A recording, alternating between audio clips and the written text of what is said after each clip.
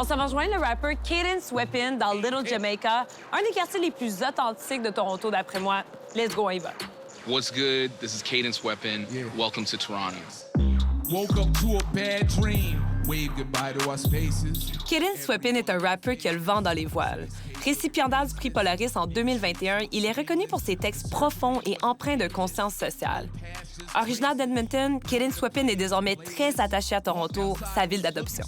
We're in Little Jamaica. Yes. What does this neighborhood mean to you?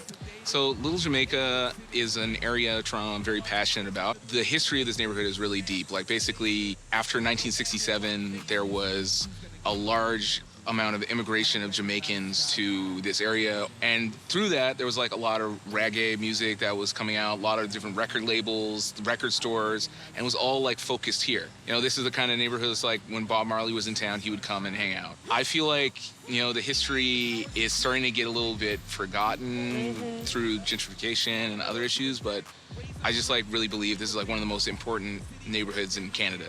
Yeah. Is it important to you to shout out the city where you live in, like in your songs, in your music? Definitely, yeah. I feel like everywhere I've lived, I've done at least one song. Like I'm really into like regionalism and rap, and I feel like Toronto, like I've done this song Skyline that I think is one of my most important songs on my most recent album. It's, you know, all about gentrification in Toronto. Talk about like the LRT construction here in Little Jamaica that's creating gentrification.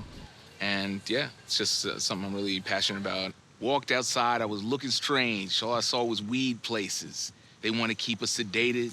They don't want civic engagement. LRT stations in Little Jamaica lead to mass displacement.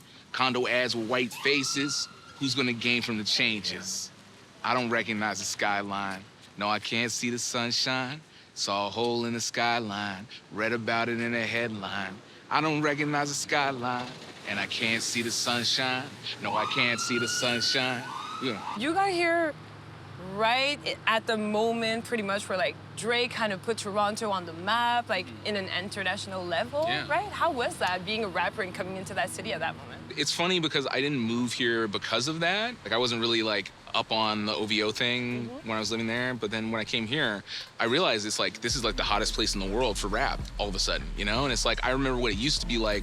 We had big rappers come from Canada, but it wasn't such a dynamic shift in all of culture. Like you started seeing people in Toronto now, they're like, they got their chest out. You know, like people are really confident. It's bringing like this weird confidence to everybody here. You know, it just felt like being in, you know, the right place at the right time. I kind of experimented a little bit with that Toronto sound on my 2018 album. Who needs community? Not me and you or you and me. Swimming pools all in our suite. Beats the view on College Street. What is that Toronto sound?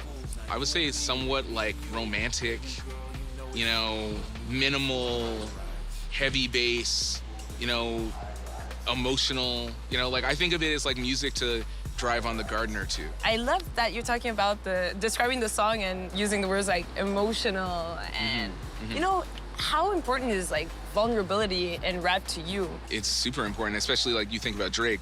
That was kind of the big thing for him is he was emotionally vulnerable at a time when it wasn't cool.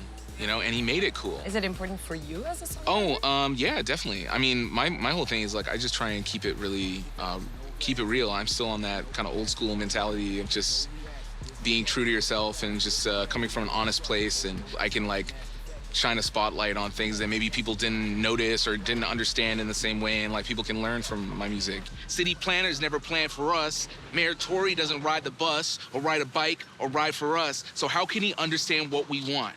Foreign nations for the corporations, and he don't care about the public. Whenever we ask for what we need, they say there's no room in the budget. I don't recognize the skyline. Cadence Weapon a vraiment le mot juste pour parler de Toronto. Vous pouvez l'entendre sur son dernier album, Parallel World, disponible sur les plateformes numériques.